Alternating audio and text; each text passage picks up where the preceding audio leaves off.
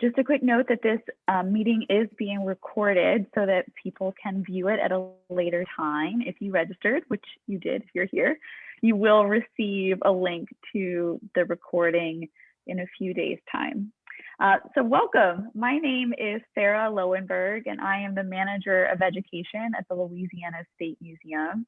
And it's my privilege to be able to welcome you all here for this month's installment of the second Thursday lecture series, hosted in partnership with the Friends of the Cabildo. This month, we are thrilled to be able to hear from Shane Lief and from John McCusker, the authors and photographers of Jockomo, the native roots of Mardi Gras Indians. As a quick note, I mentioned we're recording. Also, with this virtual platform, we're all slowly but surely getting used to it, but please be sure to mute yourselves during the program, since sound can be exaggerated in this setting. And if I do mute you on your behalf, it's not because we don't want to hear from you, it's just because of how it works. Next month, also on December 10th, our next program will be with Linnell Thomas, who will be speaking on her previous book, Desire and Disaster in New Orleans, Tourism, Race, and Historical Memory, as well as on an upcoming project. So I'm going to go ahead and introduce the speakers. They will each then speak and share some images and background. And afterwards, we'll have some time for questions and answers. But I encourage you to use the chat box throughout the program to drop your questions as they come to you. And then we'll use that chat box to field questions after the presentations. So tonight we're hearing from Shane Lief, who was born and raised in New Orleans. He holds 2 master's degrees in linguistics and musicology and is currently a PhD candidate in linguistics at Tulane. Over the past decade, he has presented papers at the annual meetings of the American Musicological Society, the American Anthropological Association, and the Society for German American Studies, and the Louisiana Historical Association. The most recent linguistics course he designed and taught at Tulane was The Evolution of English in Louisiana. And when not teaching or writing about the history of languages, he plays music and leads a percussion band that marches in Mardi Gras parades. John McCusker is a photojournalist who has worked for the Times-Picayune for 26 years and the New Orleans Advocate for 5. His previous book, Creole Trombone, focuses on Kid Ory, and he's currently working to open the 1811 Kid Ory Historic House in La Place. His images are featured in Jockomo. So without further ado, I'm going to turn it over first to Shane. Well, thank you so much, Sarah. And thank you to everybody, all of your colleagues, and bringing us together tonight. It's really a great opportunity to have a conversation. And yeah, John and I came out with our book last year, and as you're mentioning, it contains so much of his work over many years, and it is a visual odyssey, really, with his photography and archival photos too.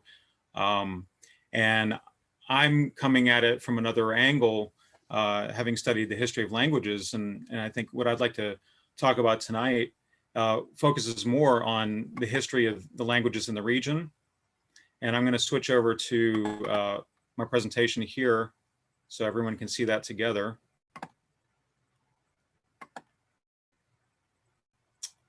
Okay, so yeah, here's our book cover. And it actually is, it gives you exactly what you're going to get once you open it up, but of course a whole lot more. Jockomo and the native roots of Mardi Gras Indians. We certainly do explore that specific aspect, the native traditions and the native people who really were here before anyone else, and whose musical traditions have had an impact on New Orleans music, even though this is something that has not been discussed very much and seems to have been left out of a lot of discussions, even in the universities and in our popular culture. But the native element is certainly there. And the title itself is a through line. It's a linguistic through line. So Jockomo, where does this come from? It has lots of meanings, but in the book, we talk about the unmistakable native roots of Jockomo, and I'll talk a little bit about that tonight. But I also want to talk about how different language families were being blended over many centuries here in the lower Mississippi River Valley. So it's a confluence of musical traditions as well as languages and families growing and living together, and basically creating a new civilization together, a new culture. So when I started studying music in New Orleans, one of the images that I saw that struck me was this one. And I remember looking at this in history books, and there was really no explanation, at least not an elaborate explanation. So a lot of my curiosity actually came from, what is this image? This purports to be a scene at the very beginning of New Orleans around the time of its establishment in 1718. And I always wondered about it. So a lot of my own curiosity, which led to writing this book with John, came from wondering what this image meant. And I'll come back to that in a moment. So first we'll pan out and look at the whole region. Here's a map from the mid 18th century about the time that L'Histoire de la Louisiane was published. This is the work by Lepage de Prats, a very important colonial document. And I want to strip away all the names here so we have a kind of river vision and look at the waterways and think about the features that really have shaped us, and primarily the Mississippi River. So this is also a story of different languages and different interpretations of sounds. As many of you already know, Mississippi is an Algonquian word, a name meaning big river or great river. And throughout the colonial period, you had different interpretations of this name. So it gets interpreted by Spanish speakers and French speakers in different ways. You can see this reflected in the spellings. So sometimes people may have heard Mississippi or Mississippi, and see all these variations on this theme. Well, this also, to European ears, it got a little mutated. People were reinterpreting it, but also to other native groups in the lower Mississippi River Valley who spoke Muskogean languages. They heard this, and here's a spelling that Lepage de Prats recorded, and he translates this as Old Father of Waters. So notice now it's not Big River anymore, but it's Old Father of Waters. But it really is something that it sounds similar to Mississippi, but it's not. Something like Mississippi. And so this is the Algonquian name being interpreted by Muskogean ears and Muskogean speakers. And so this becomes Mississippi, and a lot of us have grown up knowing about Mississippi as Big River, but also as the Old Man or Old Man River. And that's why it has a couple of different interpretations, because one is Algonquian and one is a Muskogean interpretation of an Algonquian name.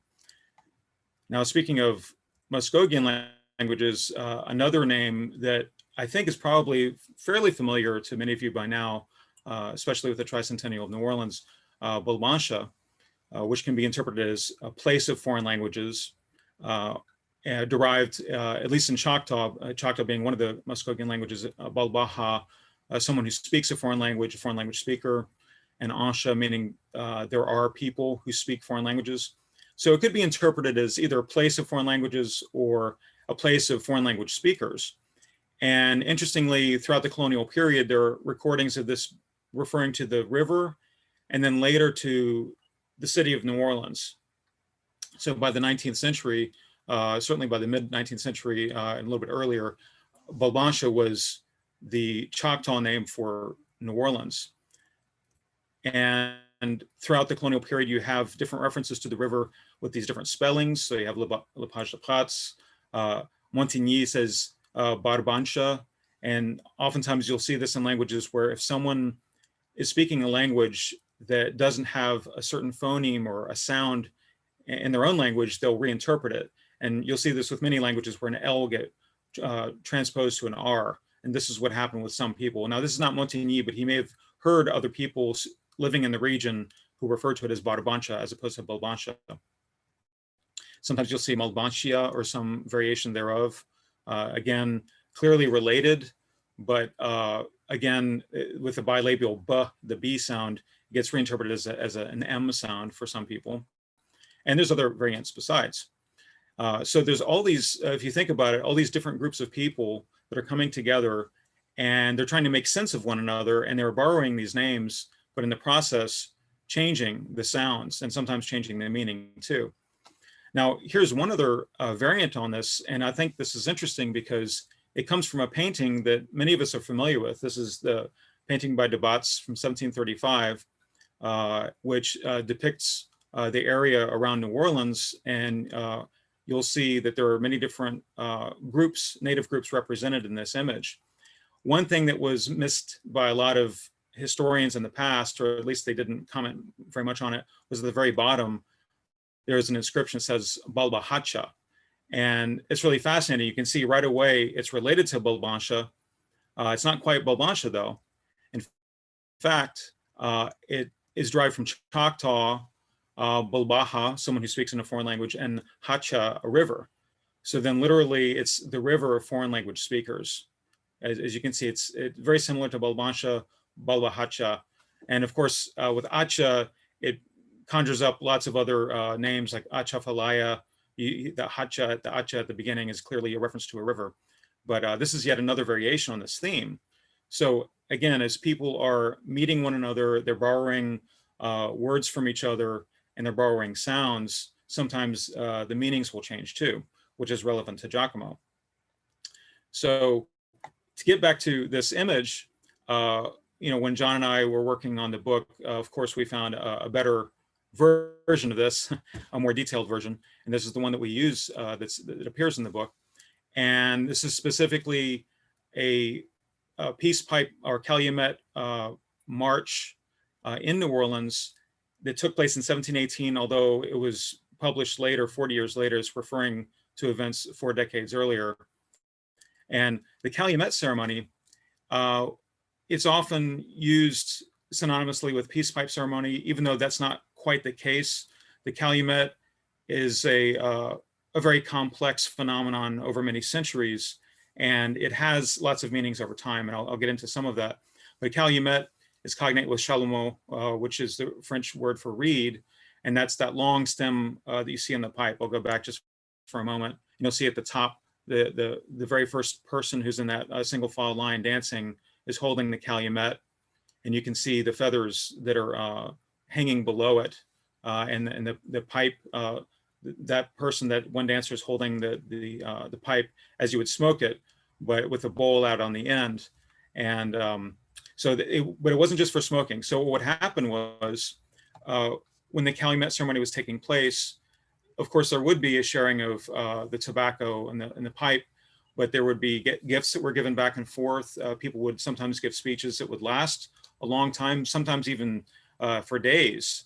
And a lot of the French, colonial governors and others may not have always understood what was happening, and they would sometimes get a little tired of that, and they would want to cut it short. But that was really quite a faux pas, because it actually was much longer than what they thought it would be.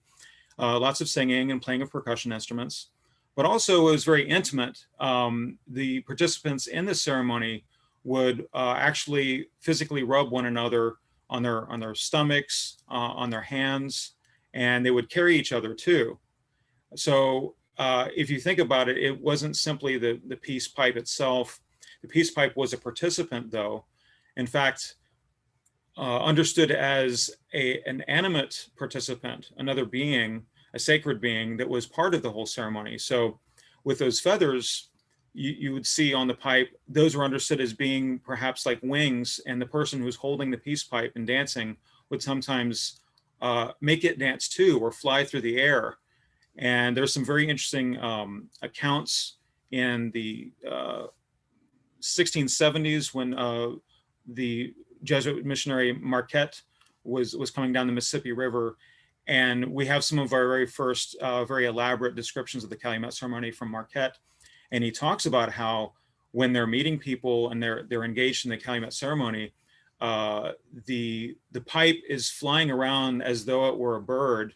So it's really certainly like a participant in the ceremony. And so just to give you an idea, the calumet ceremony also, many centuries before, had been something that was associated with a kinship ritual. So if someone was becoming adopted by another group, the calumet was present, and it was used as part of that. And it seems that in the 1600s, certainly among Algonquian speakers, the calumet was increasingly used as a kind of a token of or a diplomatic ceremony. So it really was a matter of war and peace. You know, people would create diplomatic relations with the calumet. And of course, you know, the French discovered it didn't always work that way. But one thing that's really fascinating to think about with the calumet is that the French did have a role in spreading this ceremonialism down the river.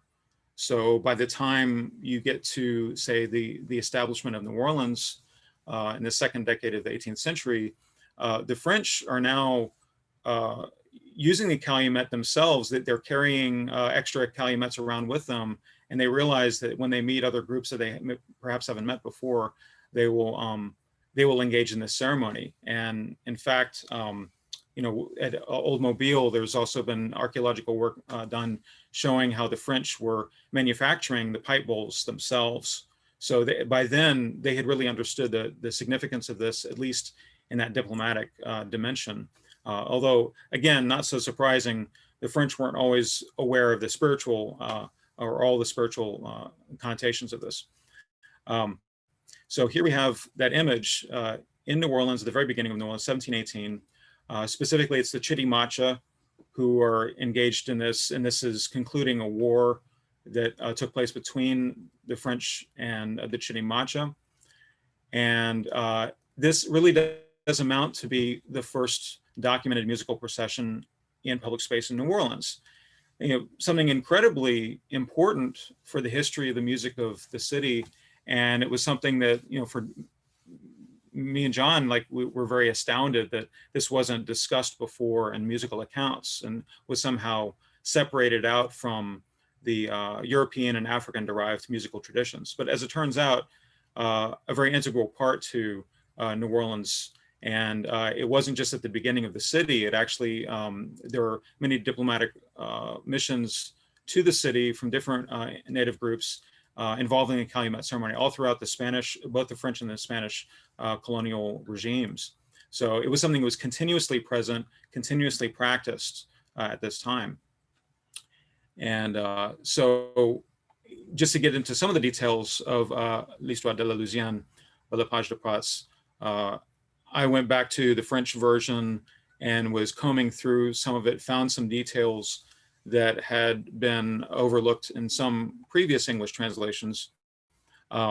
One part that I thought was really fascinating was when they were, La Page de Prats is describing what happened with the calumet ceremony. So here we have more details for that image that we saw.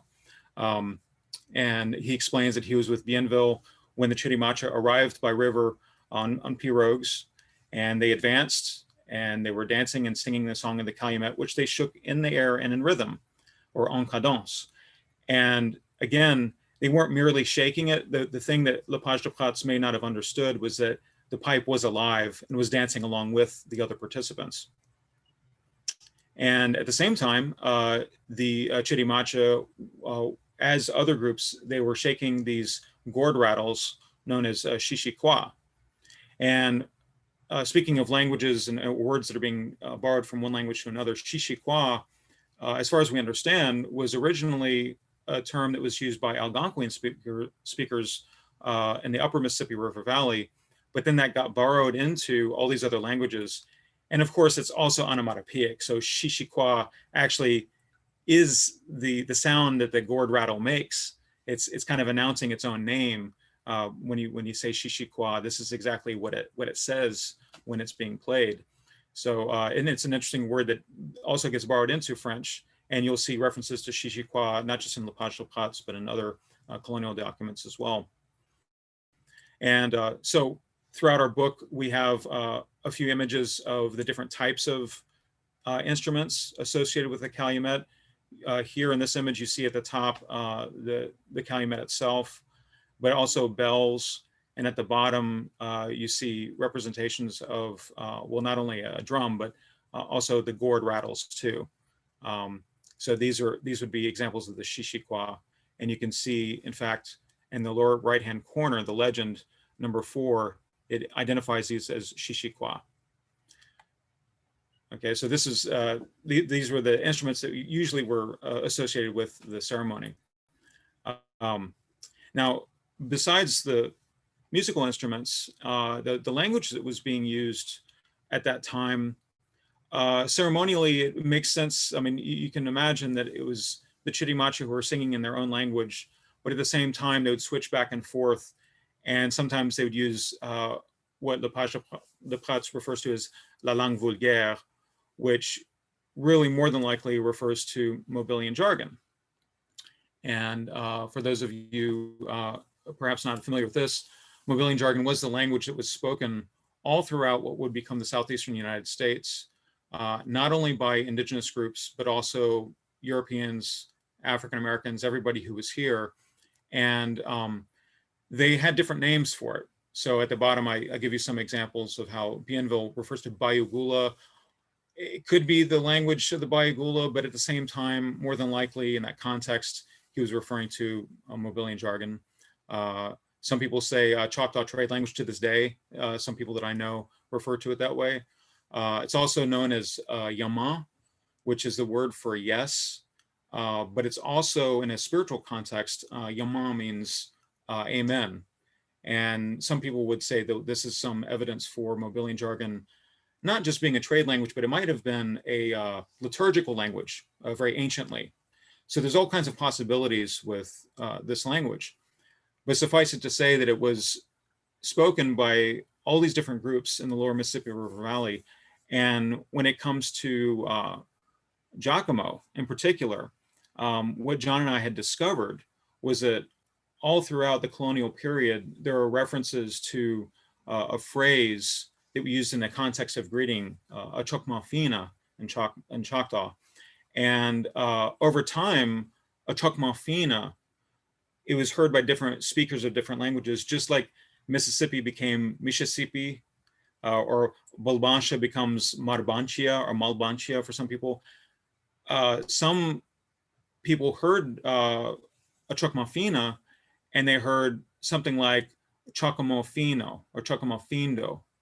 And in fact, this is one of the things that John and I have talked about a lot. But you see these songs in the 20th century, not just Aiko Aiko, but Chocomofindo Hey. These are all echoes of a Chocmafina, different variations of that. And finally, it also becomes Jockomo with a J. And there's a funny story about that too, and that's in the book. I'll save that for anyone who is reading the book. But it's something that was mutating all this time, and it does get interpreted as having many different meanings, of course, which is okay. But just to be able to identify that indigenous root, I think has been one of the things that we offer in the book, and talking about how that changes over time. Now, by past the Civil War and Reconstruction, there were still Native groups in the vicinity of New Orleans, oftentimes at the French Market. Here's a depiction in a magazine. In the book, we chose to use a sketch that was the basis of that image by Alfred Woad, because it's just so interesting. It shows so much more of the life of and the animacy of the market scene. And this is just to say that people who are Native, not only are they here now too, they always have been here, but all throughout the history of New Orleans, they were present. And besides things like Jockomo, the lyric, you also have reflexes in instrumentation. So there's this Choctaw drum that was still being played at the beginning of the 20th century in Bayou Lacombe across the lake. And if you look at it, just the detail of it, it really does strike you as being something perhaps more of African origin, like a conga drum. So extremely unusual for this region, for the southeastern United States. You don't see drums like this that are played by Native groups, and but it does seem to embody, and in fact, I believe it does embody this nexus of cultural traditions. So that by the time you come to the 20th century, you really do have a blend of African, Native, and European musical traditions all at once. And so our book really brings that together for the first time. And so, yeah, that's pretty much what I wanted to share with you. And so thank you very much. I appreciate the opportunity. Thank you so much, Shane. As we shift over to John, as a reminder, if you have questions along the way, please feel free to use the chat. And with that, I will turn it over to John.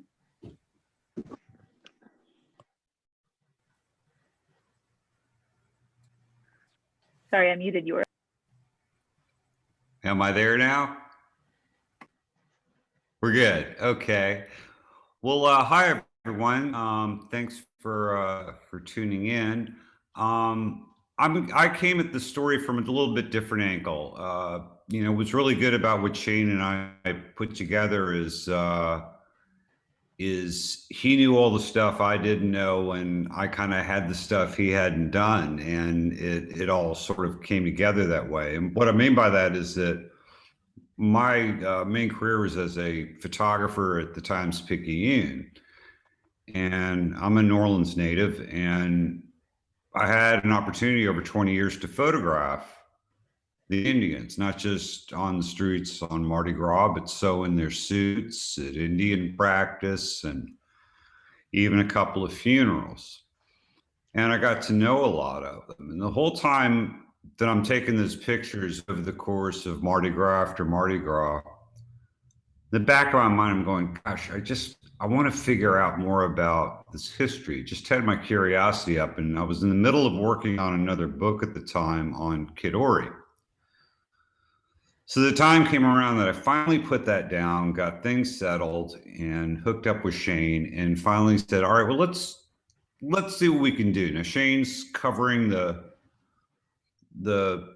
you know, his phase of it, and we really sort of looked at this starting out at what you hear and what I heard elders like Tootie Montana and Robbie Lee say when I asked them about the origin of the Indians. And you generally hear the same thing over and over again, which is that it emerged sometime after the Civil War as an homage to the relationships between people of African ancestry and Native Americans before emancipation. So since Shane was kind of on the case on the second part of that, which I know I could have never figured out,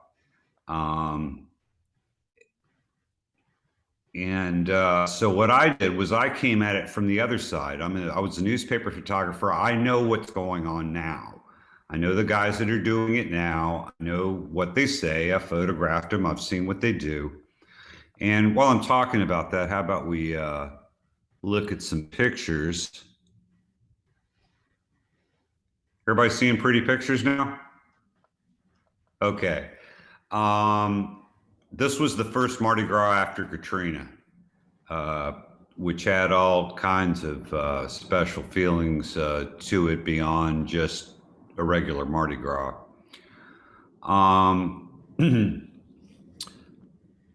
So I spent time, whoops. This is Central City here. That's Jay Williams. Jay is a longshoreman when he's not looking pretty and running down 2nd Street in Central City. That's Juan Pardo. We've known each other, I guess, about 20 years now. He's about 5'4", but he comes down the street in that Indian suit. You never know it. And he's a good performer. He also performs musically in the city. It's Big Chief Al Womble and Angelique Briscoe. This is the Cheyenne. They come out down Dryad Street in Central City. This is Big Chief Bo Dallas Jr. He took over the Wild Magnolias after his father, Bo Dallas, died. And we talk a lot about his father, particularly in the section about music. The recordings of the Wild Magnolias led by Bo's father, Bo Dallas Sr., were just epic recordings in the history of New Orleans music. First Mardi Gras after Katrina. This is the Ninth Ward.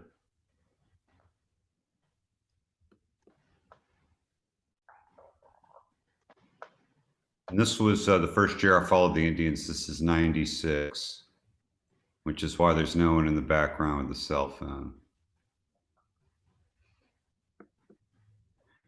But after I was following them for a while and saw the Mardi Gras stuff, I started going and watching the process and watching as they sketched out their ideas for the patches on their suits on canvas and in the process of sewing them, which just goes on for months.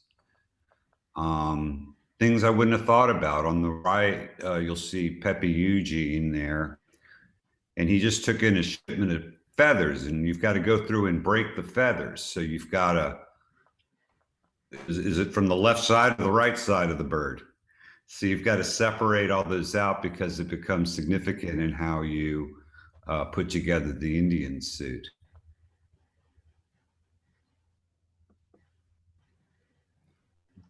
On Sundays, they have Indian practice, and at bars around the city, you'll have like a particular Indian tribe. They used to call them gangs, but that's kind of, people don't use that term anymore, so they just say tribes again now. They would have a bar that was their hangout, and Indians from other parts of the city would come in, and they'd have a dance-off, a face-off. And this is I believe, this is Ivory Holmes at Kemp's Lounge, which doesn't exist anymore. It was in Central City. And the signifying he's doing there is that he spotted Indians from another tribe have come into the bar. Ivory passed away about 3 years ago. Big Chief Tootie Montana and Big Chief Robbie Lee, I was very fortunate enough to get to spend some time with both these men and to photograph both of them. They were part of our starting point beyond the basic origin sentence that I just gave you. They offered a prism back at least to the beginning of the 20th century. Tootie having been born in 1922, Robbie in 1915, but Tootie, his family had been in the Indian thing a long time, and the story that he told was not one that he knew firsthand. It had been told to him by his grandmother, and it was of his great uncle, B.K. Baptiste, who we discovered was B.K. Baptiste Eugene. And he lived on St. Anthony Street in the 7th Ward. And Tootie told a story about an Indian gang, as they called it, although they say it's the first one. It may just be this particular one was founded there. Those things get muddled sometimes in stories over time, but they say that that's where the Creole Wild West was founded sometime in the mid 1880s. Okay, good enough. That's a wrap, right? Well, we looked at that a little bit. And since we had a name, B.K. Baptiste, that's a good starting place. And then also Robbie told me a lot of stories about Brother Tillman. Brother Cornelius Tillman was a rough customer. He spent a lot of time in the parish, as Dr. John used to say. He was a really bad Indian. He shot somebody on Mardi Gras one year, and you still hear, in lore among living Indians, about Brother Tillman. He died in the 1950s. Well, Robbie knew all these people, and he told me about them. So we started going, turned the Wayback Machine back, and just started going back and trying to see what there was on the record about what we call today Mardi Gras Indians. And what I found quickly was, beginning in the 1920s, really the 1910s, they're mentioned just about every year. Okay, so we had that. So we started clawing back a little bit, And looky here what we found. 1903, the Times Democrat. And the caption of the photo was, quote, "a band of Mardi Gras Indians." And this is a fascinating photo because you've got, look at all the different takes on Indianness. And we'll talk about that term a little more in a minute. You see here, you know, the guy in the center's got something more of a turban with a feather or two coming off of it. The guys on the left have something that you might more associate with, you know, a Liberty head coin or something with those spikes coming out. No, the guy on the right has a textile on and a wrap looking far more African there. So very interesting takes. And it looks like a whole lot of them are wearing long johns with just stuff over them and so forth. But a much different idea of, you know, an Indian suit than what we have today. So I kept clawing back and looking at images, and these both knocked my socks off. On the left, you've got from the book The Great South, the record of journeys of Louisiana and the Indian Territory, put together by this guy, Edward King. We found this etching, and look at this guy. He just shows up right there in the picture. This is 1875. And then over here, our friend Mark Twain, whoops, let's go back. Our friend Mark Twain here. This is an etching from an illustration of Mardi Gras and life on the Mississippi. And the central picture is an Indian wrestling with a bear. So I said, well, that's interesting. So obviously the Indian character, if you will, is something that's firmly established, at least as back as 1875. Well, what I also found in kind of sifting back through this was that, you know, when we look at the Mardi Gras Indians today and we see them, you know, as a group, you know, typically a neighborhood group that gets together and masks together and goes out, they were one of many. If you look sent back a century and a half ago, it was very typical for neighborhoods or groups or organizations to have a group masking theme. And they would all go out with the same outfits and do the same kind of behaviors and shticks and so forth. Excuse me. One of them was the White Monkeys. They would dress up in these white bodysuits with these grotesque masks and walk around. And in their tails, they would have marbles. And if anybody gave them any trouble, they'd swing those tails around and crack you with the marbles. Louis Armstrong tells the story of how his father used to mask as a white monkey on Mardi Gras and how he had this tail filled with marbles. And the guy on the right here is Louis Armstrong's father, Willie. And just to show how these traditions all cross over on each other, we're going to talk a little bit more later about benevolent societies.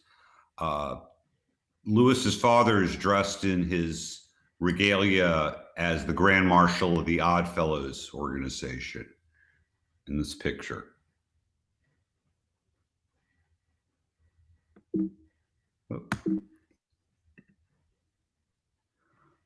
So the Indian as an image, as a caricature, as a stereotype emerged early on in all sorts of places in American life before the Civil War and onward in coinage. And as a visual image, you'll see that it changed over time. The 1863 coin in the center right, it's a rather Greco-Roman take on a Native American, whereas if you look at the buffalo head coin on the bottom left, that was drawn from 3 live models who were used to create that image. In the top image, if you've ever heard someone say the eagle flies on Friday, that is a turn of the century golden eagle coin. So when someone says the eagle flies on Friday, meaning that's payday. You'll hear that lyric in a lot of blues songs. And here's just sort of a grotesque commodification of the Indian image. On the left, we have very proud Seminole royal warrior, indeed Billy Bowlegs, who fought in the second and third Seminole rebellions. He was one of the last guys to surrender and agree to relocation in Oklahoma. When you think of the Mardi Gras Indians, one of their themes is "I won't bow down, no humbao." And certainly someone like Billy Bowlegs was representative of that idea. And then you look at this gross just appropriation of that image. And that is what the image of Indians was reduced to by the time of the Civil War. All right, so let's flash forward past the Civil War.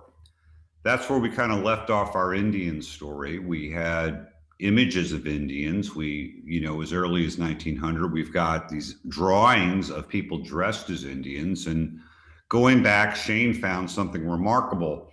And I'll just make sort of a side note about this, about the history of Mardi Gras, because we haven't really talked about that.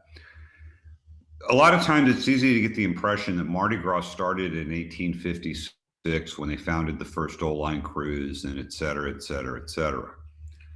But in fact, Mardi Gras had always been celebrated in New Orleans. Shane found an example of, I think, the late 1720s, and a couple of guys are bored on Lundi Gras and they decide to put on costumes and go out and have a party, and a couple of them dress as Indians. That's like 1729, Shane? Yeah. Costuming and so forth were always big in Mardi Gras. It was just in the 1850s that we had the parades and, sort of the appropriation of Mardi Gras by the sort of the same class and same people that had spent many decades trying to put it down. All right, so we're coming out of the end of the Civil War, and more accurately, the end of Reconstruction. The federal troops are gone. There's not fair representation. Black folks are driven from the polls, and they're basically catching hell again.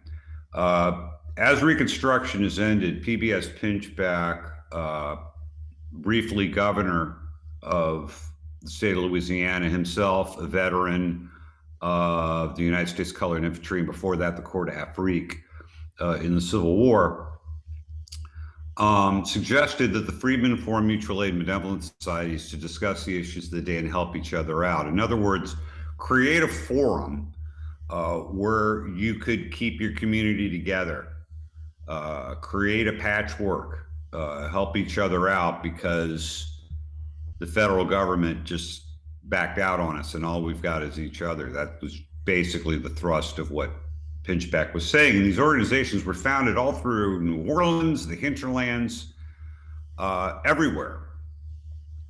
So this is a period, we're talking about 1878, 1879, 1880. And lo and behold, if you go to Lafayette Cemetery number 2 on Washington Avenue in New Orleans and go to the back, you'll see the results of PBS Pinchback's declaration. That's where all the tombs are of the 19th century post-Reconstruction benevolent societies that were founded in that neighborhood and throughout New Orleans for these people to take care of each other. And the basic purpose of the organization was to care for the sick and bury the dead, sort of a homespun HMO along with burial insurance.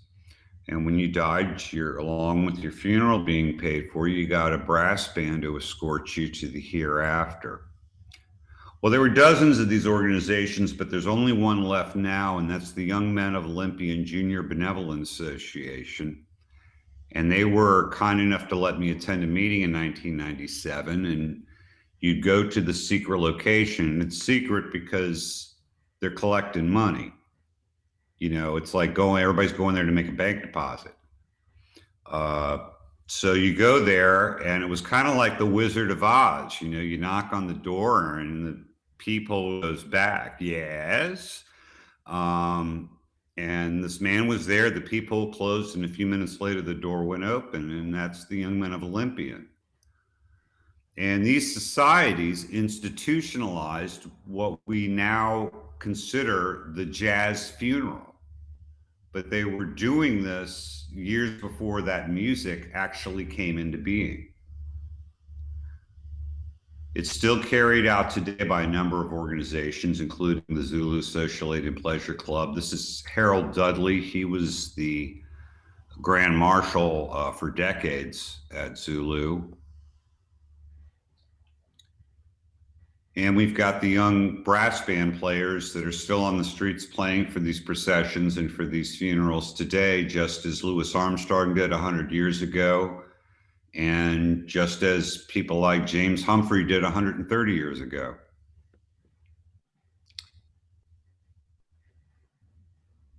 And these Sunday parades were a typical regular feature of these societies, along with funerals for their members.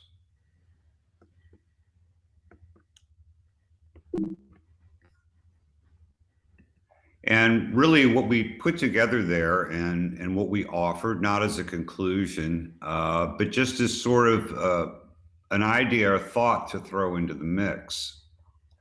What we found in this period after Reconstruction, when we've got the founding of these benevolent societies, and sort of this organizing effort going on in the Black community, we also were lucky enough through news accounts and arrest records to discover the names of 19th century Mardi Gras Indians, people that were doing it in the 19th century. And once we were able to do that, we were able to talk about people, not thing, you know, not Mardi Gras Indians. Let's talk about Jerry Henry. Let's talk about B.K. Baptiste. So that brings us all the way circularly in a circle back to where I started with Tootie, Montana. B.K. Baptiste and the founding of the Creole Wild West in the mid-1880s. Well, we did a little genealogy. We looked up some facts and figures, and we found some things that are a little paradoxical, but maybe make sense depending on how we look at them. If that tribe was founded in the mid-1880s at B.K. Baptiste's house in the mid-1880s, it probably wasn't B.K.'s idea because B.K. was 12 years old. He would have been maybe 14, 15 by the late 1880s, but clearly there's an issue there. So obviously that doesn't mean that what Tootie's saying wasn't true. It just means that he's retelling the story with B.K. Baptiste as the protagonist, when in fact, the mover in the story and the reason it happened may not have been B.K. at all. It may have been his father. And indeed, among the Mardi Gras Indians who we identified in the 19th century, most were born from the 1860s on. And they were all different people. Some were native French speakers and Creole Catholics. Some of them were uptown Baptists. Some were bricklayers. Some were plasterers. Some were draymen. There was no single commonality.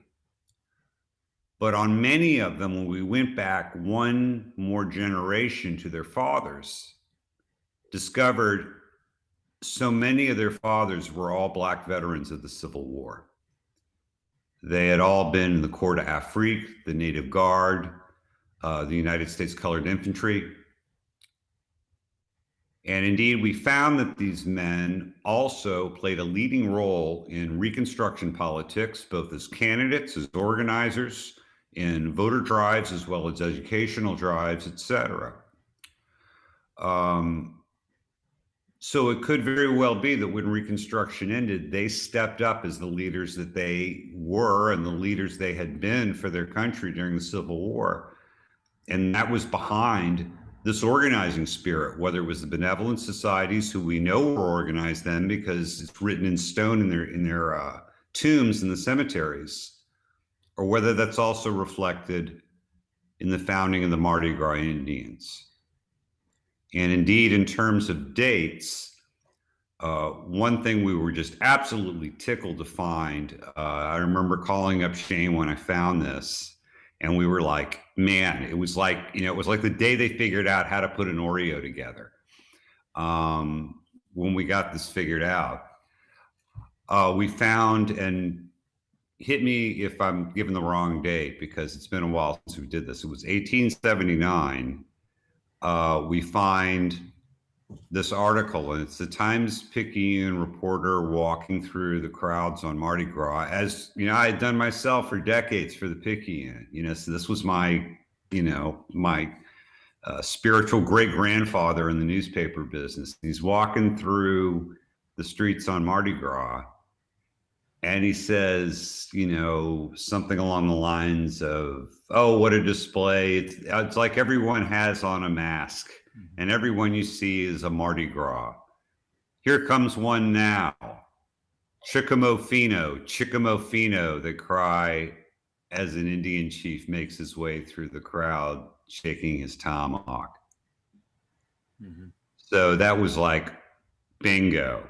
We've got someone dressed on Mardi Gras as an Indian saying something that I don't think somebody that just ran into the costumes suit on the day before Mardi Gras would have been shouting on the streets. That certainly sounds like we're talking about a Mardi Gras Indian. So that's 1879. B.K. Baptiste is 5. So there's still more to be found.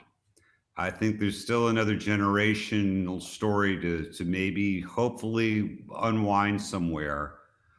But when people ask how old are the Indians, you can definitely say they were happening by the 1870s. I think you could say that with pretty good certainty. And when people say, yeah, well, what's that about them with Native Americans? You can go, yeah, that's pretty solid too. Talk to Shane Lief about that. And that's my conclusion. If anybody has any questions, Sarah, thank you. And thank you, Shane. I like your covert beard. Thank you both so much for sharing all of this wisdom and insight and the research that you have uncovered and the photographs that you've captured.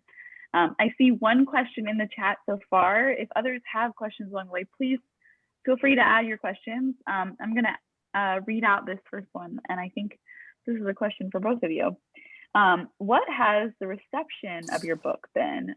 My sense is that many Black masking Mardi Gras Indians have not been thrilled with books and articles written about them, including by Michael P. Smith, because researchers have not, until your book, emphasized or even believed their connection to Native Indian culture. That's a great question. Thank you. And that's my question. And I want to say, I meant to say, what's the reception been among the folks in the tribes that you know? I don't know any that have read it. Oh. Seriously, I don't know any Monk that have read hasn't read it. The Dallases haven't read it. Come on. Somebody's got to have read it. Let me rephrase. If they've read it, I've not heard.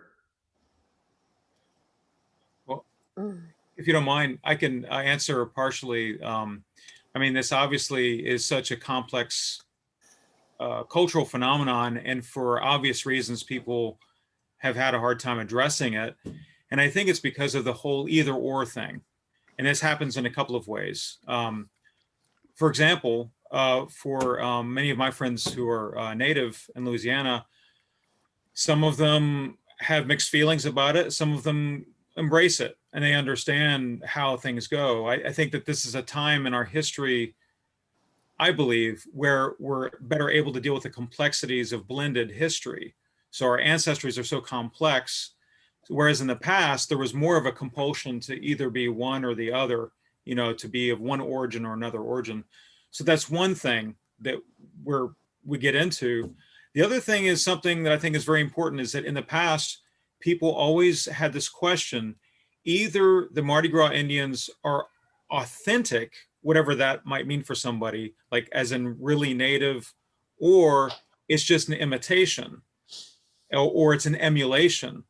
And the complex answer that we offer in the complex question is that it's both, actually, because it's undeniable, as John was pointing out, there's all these images of Indianness all throughout United States history, certainly in the 19th century.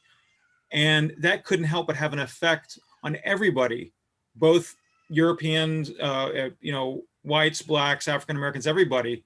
And we're responding to that still, that imagery. But that doesn't cancel out the reality that people in Louisiana and other parts of the United States also have Native ancestry, regardless of how they might be seen by other people. So it's both at the same time. And so when the Mardi Gras Indians are doing this, as John said, certainly coming out of the Civil War, so during the Reconstruction period, it was reinforcing previous traditions. So it's not an either or, like, it just began after the Civil War. Things had been happening before, but it is reinforcing earlier cultural traditions. But I think up until this time, people had such a hard time, and it's not easy to explain, really. It's not, you can't explain it fully, but people had a hard time because they're always caught up on the either or thing. Either you're that. Still, I'm surprised. Your book has been out for a little while now, since before Corona. You've given a number of talks in the city, Octavia, here and there. I would assume maybe folks from the Neighborhood Story Project or Fayaya folks, or who's the Uptown Indian? Who's a lawyer? He's Edwards. Yeah. I would assume you would have had a certain subset of Indians who like semi-academic-y books and would have then written something on a Facebook or a Edwards, on at least a Facebook post, if not a full review for. Could I answer the question? Dow wrote the blurb that's on the back of the book. Sorry. Yeah. I would say privately, I mean, there's been a very positive reception, but institutionally, at least from I'll just say it this way, in the academic world, because I'm kind of amphibious. I'm part academic, part not. I don't hear much institutionally, but as individuals, I mean, sure, people are very interested in the book and they have lots of questions, just like tonight, so. But I do appreciate that question. I think it's an ongoing challenge, really, to deal with this complex material. It's the first thing I've seen published on Black masking so-called Mardi Gras Indians that really looks deeply into their connections with Native indigenous culture with substantial research. Yeah. I don't know of anyone else who's done what the two of you have done. Well, appreciate that. And I just want to add one more thing about academia. And this may not be a surprise to anyone, actually. It shouldn't be.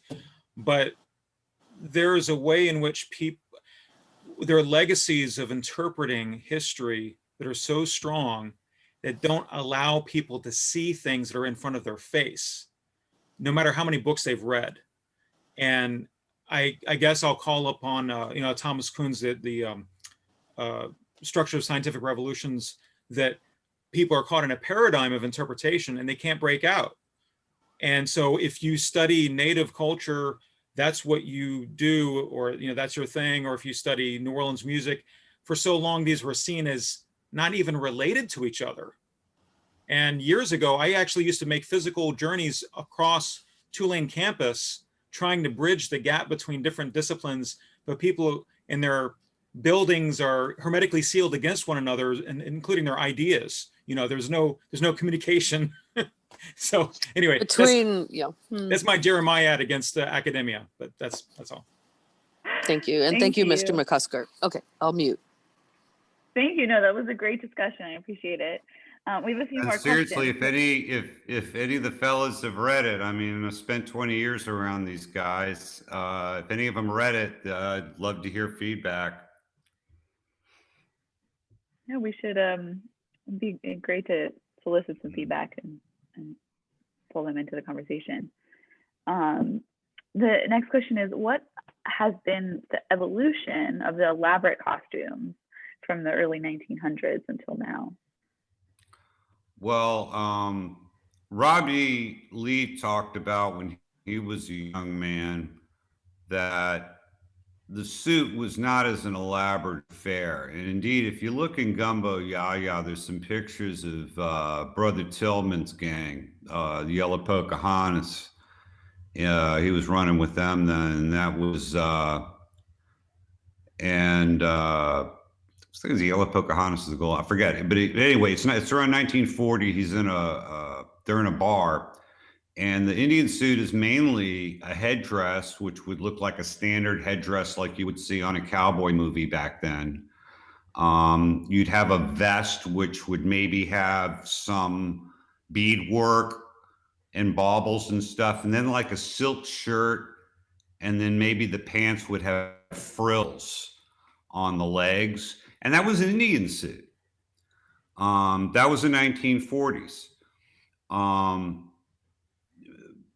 Howard Miller with the Crow Wild West told me that, when he was a young man, this is late 60s, early 70s, he made an Indian suit when he was a kid and went out, and he says, would it roll today? No, but that was his first Indian suit. Definitely, you got to see by the late 60s and the 70s, they're really going in new directions. You've got new materials that are available. You're seeing people go into ostrich plumes a lot. The early Indian suits were turkey feathers. So, the availability of materials and so forth and different media. And then, of course, when you look at what Tootie did, one of the things that Big Chief Tootie did was he really took the headdress and other parts of the costume and gave it a third dimension. You can see on his Indian suits that you've got projections and you've got forms, which only makes sense. He was a plasterer, and he knew how to make those forms and to craft this vision with his hands. And that was really something. And now I would say more recently, you'll see Victor Harris has embraced more of an African aesthetic. So you're seeing conch shells and the like. You're seeing masking like you would see more in keeping with the Bahamian Junkanoo dancer. So, it's constantly interpreting and reinterpreting. This is why Shane was talking about, what's authentic and what isn't authentic. What's authentic is what's happening, and things constantly take in stuff and new things around it all the time because, those things cross our path and they can enter the mix.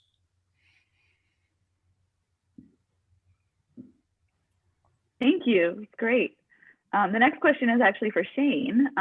Could you please elaborate further on the direct connection with Native Americans, and meaning specifically relating it to specific tribes or direct indigenous connections? Mm-hmm. Yeah, that's a great question. I think that first of all, it's really hard to trace, and there's a few things that I'd like to mention in connection with this. Is part of our story has to do with the development of different social classification systems and legal realities in Louisiana, and how people got defined out of existence by the law, or parts of their ancestry were excised and defined out of existence. So what you have are these different laws that are passed where if someone has, let's say, some degree of African ancestry, they then become either Black or gens de couleur or something like that, but the native ancestry is completely wiped out. So you have all these people in Louisiana who do have native ancestry, a lot of people, both white and Black, but certainly in the Black community, people with Native ancestry, and it would be really hard to know necessarily what the tribal affiliations are. This isn't to say that people don't know. I'm sure that some of them do, but I would say, and this is just kind of a long answer to say that the specific tribal affiliations are quite hard to trace for a variety of reasons. But I would say, in terms of just the connection to Native Americans, it is there, not just in the family legacies, but the fact that you had Native people in New Orleans making music in the streets and people responding to that over the entire history of New Orleans. And once again, we're kind of blinded by assumptions that we have that somehow there was a time when all of a sudden Native Americans were no longer here or something like that. But, you know, they've always been present. They're always here. But just learning to all of a sudden, well, kind of bring that together and say, well, if there's processions of music in the street, certainly people are hearing that and picking that up and incorporating it into their own musical traditions. I mean, I'll give you a really quick example in another way. I did research on a Sicilian musician, Antonio Maggio, who was active in New Orleans 120 years ago. And judging from the descriptions of where he was in public spaces, playing music with his friends, playing mandolin, part of a string band, it is absolutely, beyond a shadow of a doubt, more than plausible that he crossed paths with Buddy Bolden, based on where Buddy Bolden was in the barbershop where he was, you know, on a daily basis. So all these people were hearing each other and responding to each other. So in terms of Native American musical culture being part of the city, it's always been there. It's just not as well documented and well recorded, you know, in various ways. But it is there. And the tribal affiliations, I think that's, we'll have to have discussions about this and look at some of the traces of details, but it's very, very hard to trace. Yeah, I wanted to because part of what I hear here, and I haven't gotten the book yet, but I will be getting the book because this is exciting work. And so if you address this, I just apologize from the beginning because I don't have the book. But I think there's a lot of confusion between ancestry and direct, you know, living within a tribe, living within a nation. And ancestry is one thing, and Elizabeth Warren is the best example of saying, I have Indian ancestry, but how does that influence? And I hear a bit of a mix of the influence that's happening on the street and with the music and how it's shaping and it's creating this sort of sui generis thing that is New Orleans and unique aspect to New Orleans.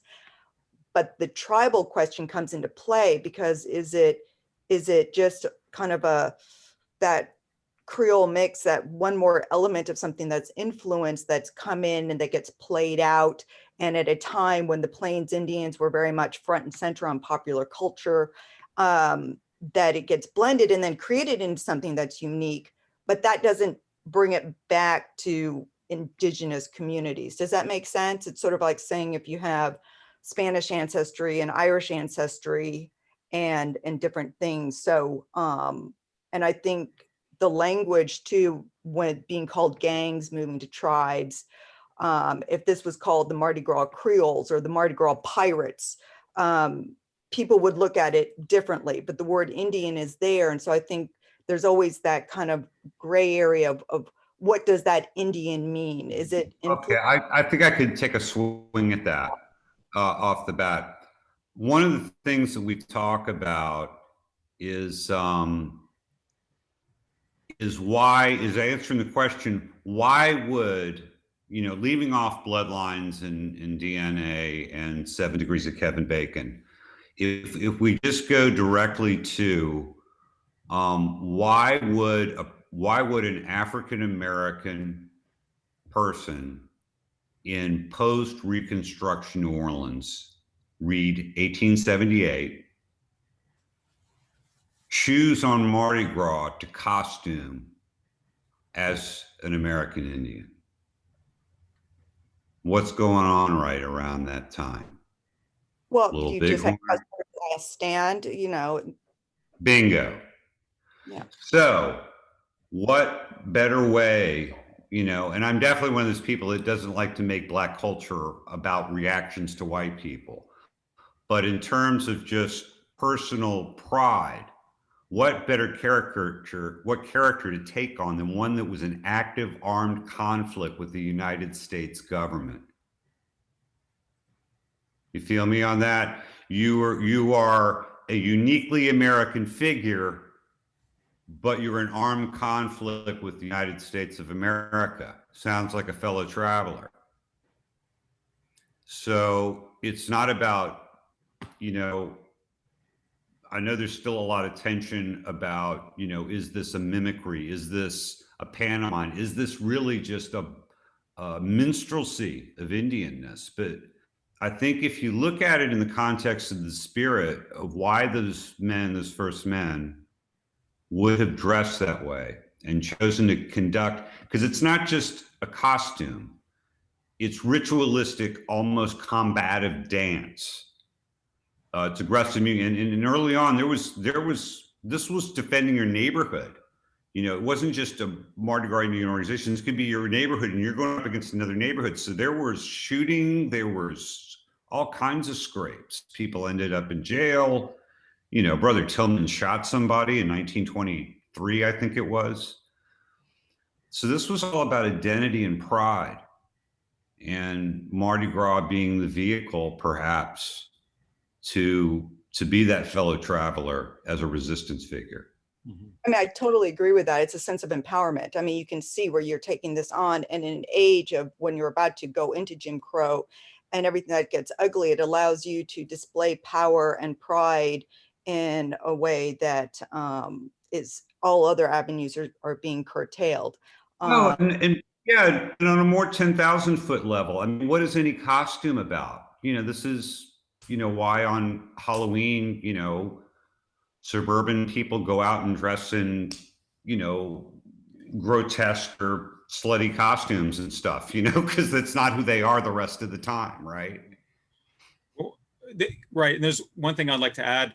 So it's also not just the symbolism we're talking about. So Laura, to speak to your question about tribal affiliation versus ancestry, I think that the difficulty there was that people were being told that they were one thing, and they're actually many things.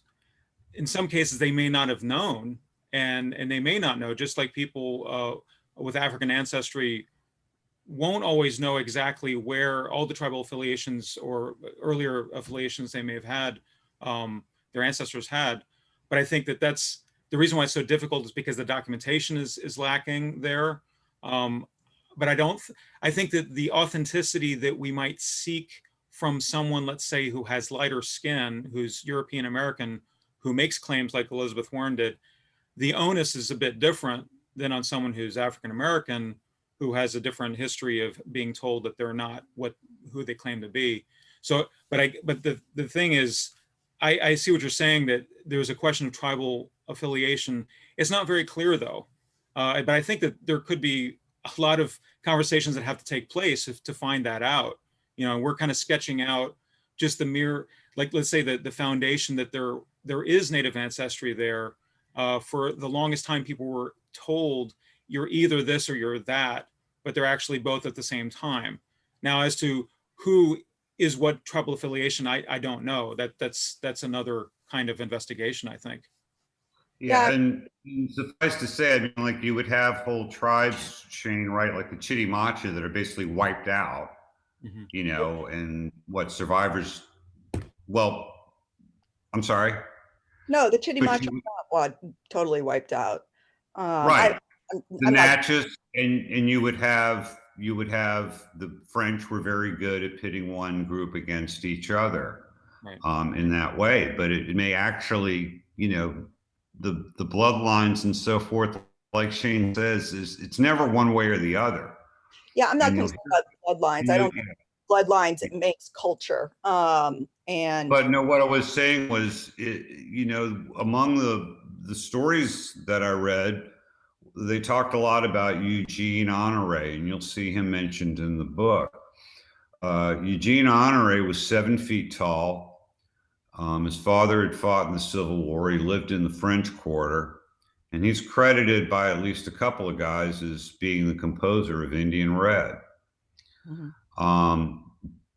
they said that he was mainly, whatever that means, Choctaw Indian, and that they called his mom Miss Choctaw, and that sometimes Eugene would disappear for weeks and go stay somewhere outside Baton Rouge.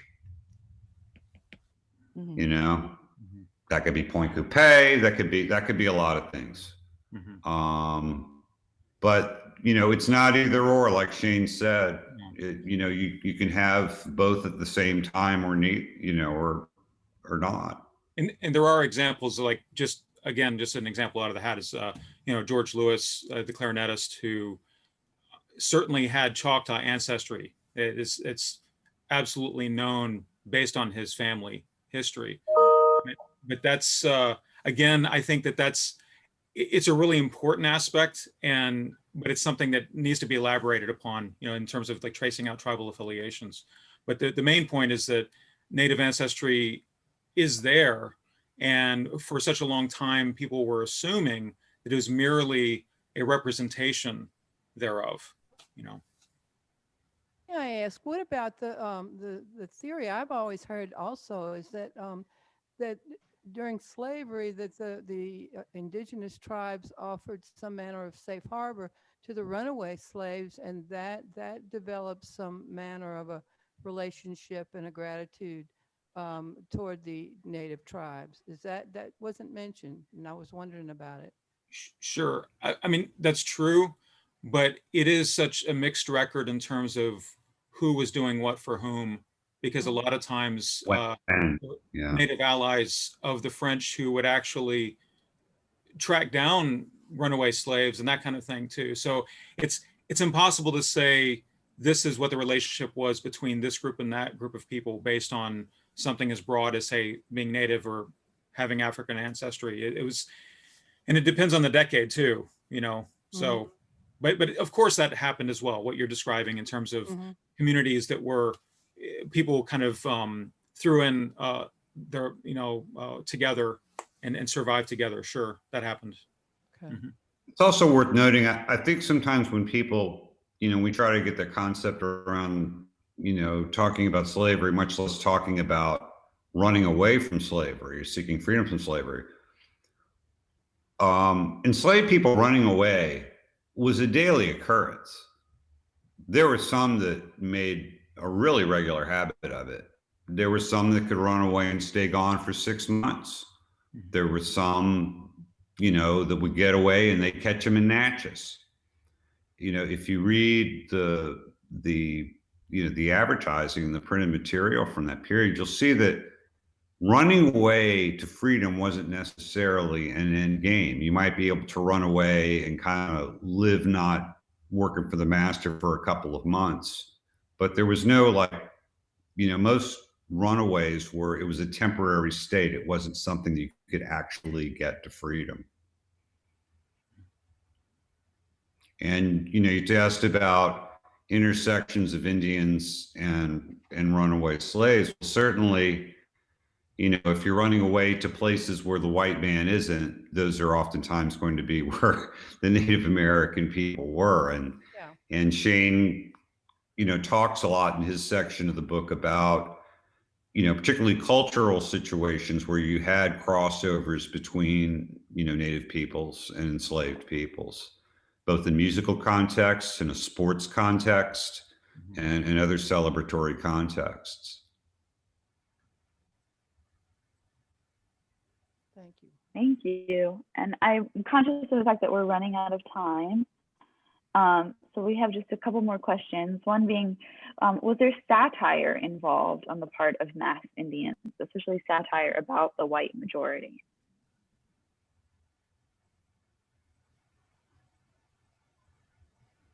Not that I've found, not that we wrote about. Shane? No, huh? No, not real. Not again. Yeah, I think that there was a different kind of modality there. It's not to say that it didn't exist, but yeah, we certainly didn't focus on that. But mentioned. What's that? I don't think we even mentioned it. Yeah. Well, and I think, but it's actually a very good issue though, which is to say all of the different ways in which people were enacting one another, falling under the rubric of minstrelsy. And oftentimes you'd have cases, again, some of you may already be aware of this, but you have like early jazz and blues musicians, including Jelly Roll himself, who would dress up in blackface. And oftentimes it was this multi-layered commentary on the way whites were perceiving blacks, perceiving whites, perceiving blacks. So I would imagine that something like that could always come up. It could always emerge in a context where someone is masking as another. But yeah, and if you don't mind, I'm just gonna, just in case we don't get to it, I see that other question, but there's no support for the theory that the idea came from Wild Bill's show. sorry, I jumped the gun like that. But I want to address this because earlier on, as I was saying, it reinforced previous traditions. So there's no doubt that those Wild West shows were very significant. And we do talk about that in the book. We do address that quite a bit. But it's not reducible to that. It's not reducible to mere minstrelsy or something like that. It was something that was part of the wider cultural framework of the United States, in the way that people in the United States were conceiving of Native Americans at a time when there were like continuing wars, you know, and the frontier was still expanding westward, and with all the horrors associated with that. But I just want to mention that the Wild West show that you're describing, that clearly had an impact. But again, it's not either or. It's at the same time that you had these other traditions that had been going on from before. I think, yeah, and just so we don't get things conflated or tangled here, I think, and perhaps Shane reads higher material than I tend to read, but you may find it very typically gets conflated that the origin of the Mardi Gras Indians was no doubt the Wild West show. So are we saying that? No. No. So I did want to put a point on that, but things don't have to be either or. But I think really to just kind of dismiss the whole thing in terms of cart before the horse, we've got Indians on the streets 5 years before Buffalo Bill gets here. So, you know, again, as an origin thing, it's no, but could it have reinforced? Yeah, who knows? Yeah. Well, and then one more point too is that we have to suspend our addiction to singular origin. You know, just like people, we all come from many different origins blending together in us, in our bodies. Well, the same goes with any of this stuff, is that we can't trace it back to one origin, although we seem to wish to have an answer like that. Usually when once they understand, like, oh, Jockomo, where does that come from? We can tell you the Muskogean nucleus of that, but there's so many other things that go into it, that feed into it over time. So people are hearing those sounds and they're blending in European or African languages, and they have different interpretations of that phrase. But so it's not a single origin anyway. Yeah, Shane touches on this with a really interesting story about, you know, early in the colonial period, a Frenchman coming up on a native village, and he's being greeted not with a Native American fashion drum, but a European style, you know, military drum. Right. And I guess in their minds, since this is apparently a gift from the governor, and the idea, since they were greeting a European delegation, they should play their kind of drum, and that would be the decorum for that. Right. Fascinating to think about it. And then Shane, you also found one, the one with them using the vines on the drum to get a different sound. Mm-hmm. Yeah. So in other words, the snare drum, the European snare drum, which the Choctaw had incorporated into their traditions a couple hundred years ago, at least, if not longer. And but that one encounter with Charlevoix in the Aclapisa village, there's evidence that was in fact a snare drum, you know, a European, but it was most certainly a European drum that had been given to the Aclapisa earlier. And so as John's pointing out, I'm so glad you mentioned that, is this really peculiar reality that you never know where something's coming from. You might think it's really ancient, and it's European or Native or African, but you'll be surprised because people were borrowing way back then. It's not just now that we have crossover music and that kind of stuff. No, crossover music, that kind of idea of genre mixing was already happening centuries ago, time out of mind. Thank you. This has been such an incredible discussion. I want to give a quick plug also that this carnival season at the Presbytery, we have a new exhibition opening called Mystery in Motion, African American Spirituality and Masking in Mardi Gras Indians. So another examination of this topic, looking at Mardi Gras Indians, but also at the Skull and Bones Gang and Baby Dolls. So I hope you all are able to come visit. But I want to thank you, John and Shane, for your incredible wisdom and for the conversation that has taken place tonight. It's been great to hear from you both and see these images and also hear the questions from the audience. So thank you all for your participation. We'll be sending out the link to the recording shortly, along with a short survey. If you're able to fill that out, it helps us to plan for future programs and bring new topics to the table. Thank you so much all for having us. And if I could just get the quick plug in, the 1811 Kid Ory Historic House will be opening in the coming 6 weeks. So we have a bookstore. So if you don't have Jockomo, you can at least get half of the authors to sign it. And maybe we can coax Shane first to the barber, and then we'll see if he can sign his name after all this time. Sure. I think I can get maybe at least a half of myself there to, we'll have 3/4. Yeah. Throwing off a Unabomber vibe, buddy. It's like, you don't look like this when I met you, I wouldn't have done the book at all. I just need to say that up front. I'm detecting an anti-beard kind of sentiment here. Okay, all right, Sarah, we're done cutting up. I haven't seen him since COVID. Yeah, that's right. Oh man. Well, I'm glad that we could be the virtual setting to bring you both back together. It's been a real treat to have you.